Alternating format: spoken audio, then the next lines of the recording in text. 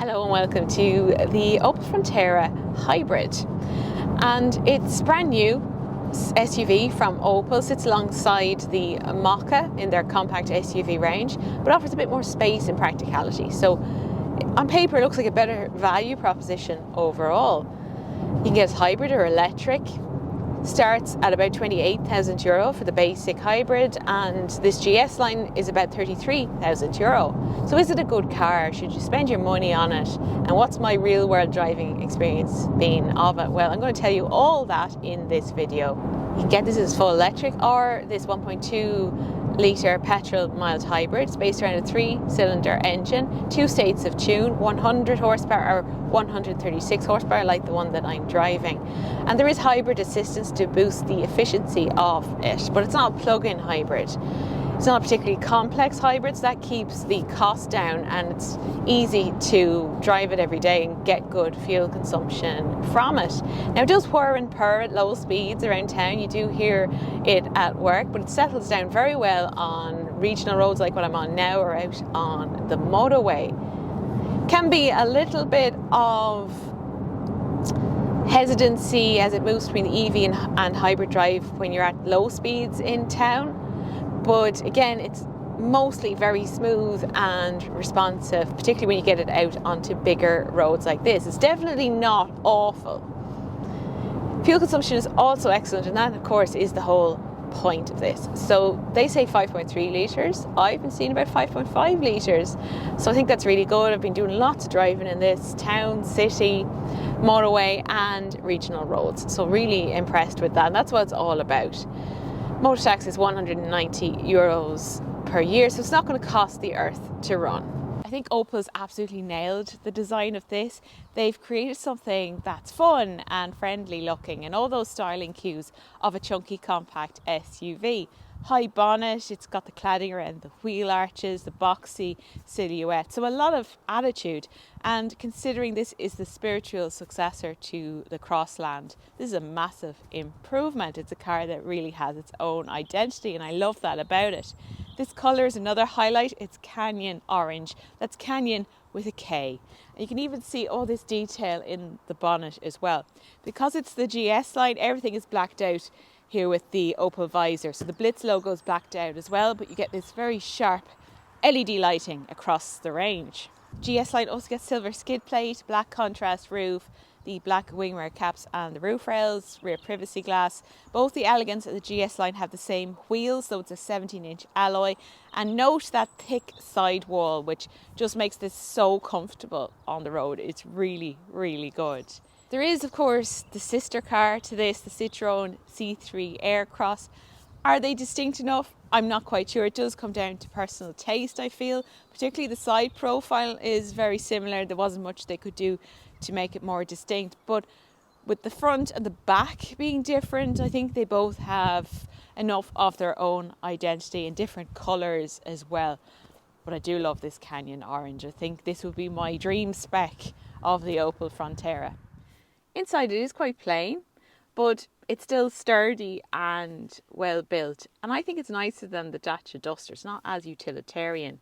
Now, you might prefer the cabin of the sister car, the Citroen C3 Aircross. It is a little bit more fun, a few more fabric finishes in the dash, but then again, this has more traditional instruments that you might like more so. So for example, the full digital driver display, it's all very plain and easy to know what it's telling you. And then also this touchscreen wireless up CarPlay and Android Auto works seamlessly, and you've got some buttons underneath for the climate control, so very tactile and easy to use. It's not frustrating like some of those cars that just rely solely on a touchscreen. I really appreciate that about this. Sometimes simple is best. Down here, some cup holders. This is where you select forward, reverse.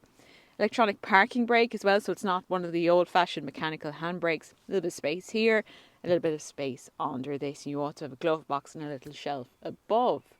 It is a very well-equipped car. Now, that is if you go for the mid-range Elegance or the GS line like this one. I would say avoid the entry model if you can. So they come with reversing camera, heated front seats, heated steering wheel, all my favourite things, wireless smartphone charging, and these fabulous ergonomic seats, and they're a real highlight of this car. So Opel hasn't scrimped on the seats, and they have this gap here, and this is to relieve pressure from your tailbone, apparently. So altogether, it's a really nice car. It's cheerful, it's easy to get around in. It's not the last word in luxury, but it's comfortable and it's practical. The rear lights are quite interesting on this car. They're split. You get this thin piece, that's bodywork, and then this thicker bit with the reversing light here, and the grey skid plate that matches the one on the front. So it just gives it that chunky outdoorsy look. The boot is another highlight in this car. So you get 460 litres, about the same as a Kia EV3, which is actually the class above this, and more than in a Toyota Yaris Cross Hybrid. It also has a few handy features like a false floor, and you can also let down those rear seats. Big square door openings. The doors open real wide, so it's very easy to get in and out of this car if you do have to fix child seats. Once we have those closed, you can appreciate all the legroom here, so it feels very spacious for a B segment SUV like this. Lots of legroom. Headroom is very good as well, even for the middle seat passenger, and there's even a flat place for them to put their feet. There's Isofix on the two outer seats. There's no centre armrest. You don't really expect that in the B segment, and you do get nice features like pockets for a smartphone, bigger ones down here, 2 USB-C ports, there's a 12 volt. Now there are some harder plastics here, but I think given the price, the amount of space it offers, I think that's very acceptable. And if you value the space, the value for money, then that's not going to be a problem. And generally it is very comfortable back here. Elsewhere, it's good to drive. So Opel likes to do their own tuning. They're very proud of that. They get the powertrains and the platform from Stellantis, the parent company, but they do their own bits to it, like the steering in this. So it's got this nice little bit of resistance to it. It's not overly light or soft as you might find in small SUVs like this. So it is good fun to drive. But they've certainly benefited from the comfort expertise elsewhere in the group, like Citroen. They're famous for that, and this shares the same platform as the C3 Aircross because it's really very comfortable to drive. And Opel, usually the cars are quite firm riding, but this is probably the softest Opel that I've driven in a long time, and I really like it. Now, if you are doing a lot of motorway driving, it does start to get less refined and noisier in terms of insulation. So if you are spending a lot of time in motorway, maybe look at something like the Opel Astra because it's a bigger and more sophisticated car. It's more suited to that sort of driving.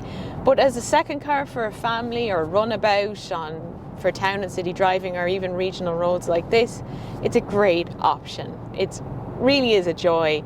It's a great price, it's spacious, it's practical, but they haven't made it miserable either. It's a really fun little car. That's all from the cabin of the Opel Frontera Hybrid. I hope you enjoyed this review. Please subscribe and like if you'd like to see more reviews like this. It really helps. So thanks for watching, and I'll see you soon.